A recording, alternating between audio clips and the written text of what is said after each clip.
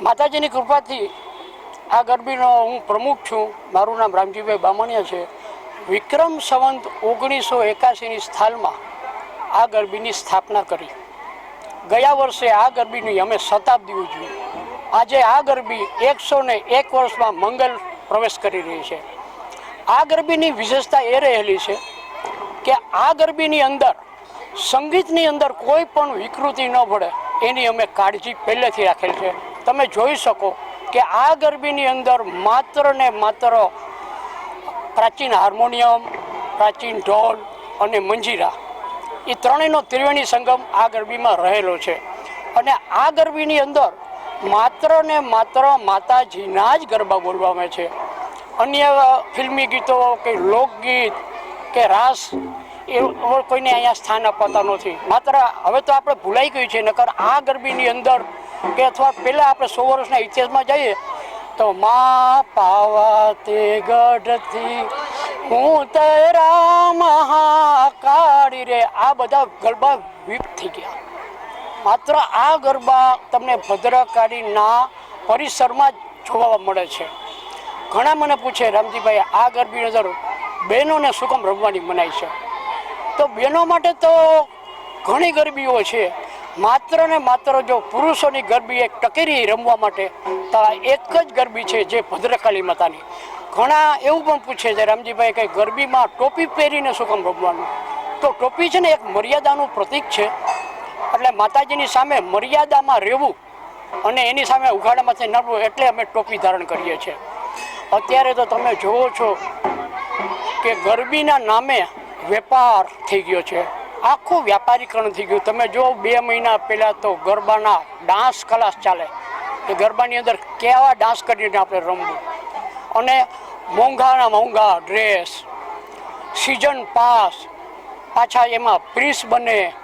ત્યારે આ ગરબીમાં એવું કોઈ નહીં. તમે નાહી ધોઈ સ્વચ્છ કપડાં પહેરી, માથે ટોપી ધારણ કરી અને માતાજીના ગરબા પ્રેમથી બોલો. આ ગરબીની એક વિશેષતા રહેલી છે. આ ગરબીની અંદર 101 વર્ષ થયા તોય પણ આ ગરબીની અંદર લાઉડ સ્પીકર કે કોઈ પણ જાતની માઇક સિસ્ટમ આ ગરબીમાં જોવા નથી મળી. એનું કારણ એ છે કે 4 ગાયક ગૌરાવે અને 200 જણા આ ગરબીને ઝીલે કે એનો નાદ બ્રહ્માંડ સુધી પહોંચે. અને એક તો આપણા ગરબા બોલવાથી આપણી વાણી પવિત્ર થાય અને ગરબા આપણે કંઠસ્થ થાય, એ આ ગરબીનો મુખ્ય ઉદ્દેશ રહેલો છે. અમેરિકાના એક પૂર્ણિમા શાહ કરીને આવ્યા હતા, 25 વર્ષ, એને આખી ડોક્યુમેન્ટરી બનાવેલી અને એને એમ જણાવ્યું હતું કે આ ગરબી માત્ર ગુજરાત નહીં, માત્ર ભારત નહીં, આ ગરબી વિશ્વને પ્રેરણા આપે છે એવી આ ગરબી છે. અને અમે પણ અત્યારે 5મી પેઢી આ ગરબીની ચાલી રહી છે. અને ભવિષ્યમાં પણ આ ગરબી અમારી જે અત્યારે વર્તમાન પેઢી ચાલી રહી છે અને હવે જે પેઢી આવશે એ પણ આ જ પરંપરાને જાળવી રાખશે એવી અમને માતાજી અને આખું પોરબંદર આનું જેને ગૌરવ કહેવાય એવી આ ગૌરવપૂર્ણ ગરબી છે. અમે આ ગરબા અમારા જે વડવાઓ જે બનાવ્યા છે પોતાના હાથે ઘડેલા છે અને એકદમ સાદા વાજિંત્રમાં, જાણે ઢોલ, મૃદંગ અને એક પગપેટી છે જે છાંજ સાદું કહેવાય છે, એ જ એની અંદર વાદ્ય છે. અને મુખેથી ગાય છે અને મુખેથી આ રમવાવાળા ઝીલે છે બધા. અને અમારા જે આ ગરબા છે એ અમારા વડવાઓએ જે સમયમાં એ પોતાએ હાથે ઘડેલા છે. અને પૌરાણિક ગરબાઓ અમે અમારી નવી પેઢીઓને પણ એવી વાચા આપીએ છીએ અને સમજાવીએ છીએ. અને નાનેથી જે બધા માણસો અને નાના છોકરાઓ જેમ મોટા થતા જાય છે એમ ગરબા એ લોકોને કંઠસ્થ થતા જાય છે. અને એ જે પાછી નવી પેઢીઓ આવે છે એ પોતે ગરબા પાછા ગૌરાવે છે રમતા.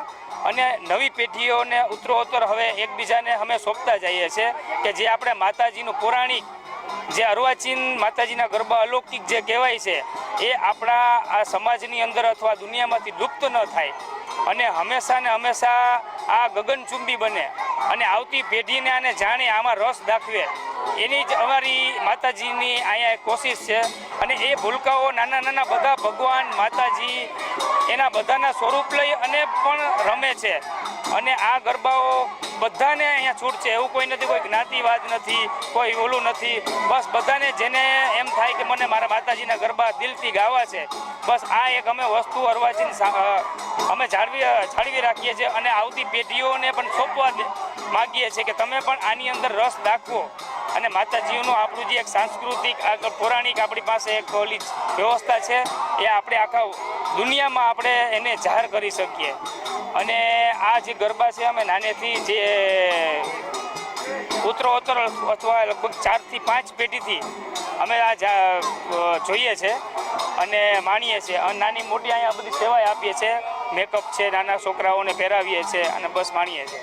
અને અમે ભદ્રકાલીમાં છેલ્લા એમ માનો ને કે ઘણા વર્ષોથી અહીંયા રમ્યા આવીએ છીએ, નાનકડા હતા ને ત્યારથી. અને આ ગરબી છેલ્લા 101મું વર્ષ છે.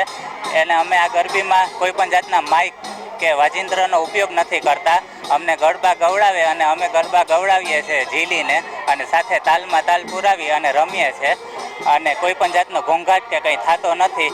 અને અમે આ ગરબીમાં રમીએ છીએ એ અમારું સૌભાગ્ય છે. હું છેલ્લા 30 વર્ષથી રમવા આવું છું. 5 વર્ષનો હતો ને ત્યારથી રમવા આવું છું. અને અવનવા જ્યારે હજી બીજું ત્રીજું નોરતું થશે એટલે અહીંયા માતાજીના અને ભગવાનના વેશ પણ ધારણ કરવામાં આવે છે, જેવા કે શંકર ભગવાન છે, વિષ્ણુ ભગવાન છે, 5 પાંડવ છે. અમે પણ ભવિષ્યમાં પહેલાં વેશ લીધેલો છે અને આગળ પણ રહેશું. અમારી આ પરંપરા કાયમી જાળવી રાખશું.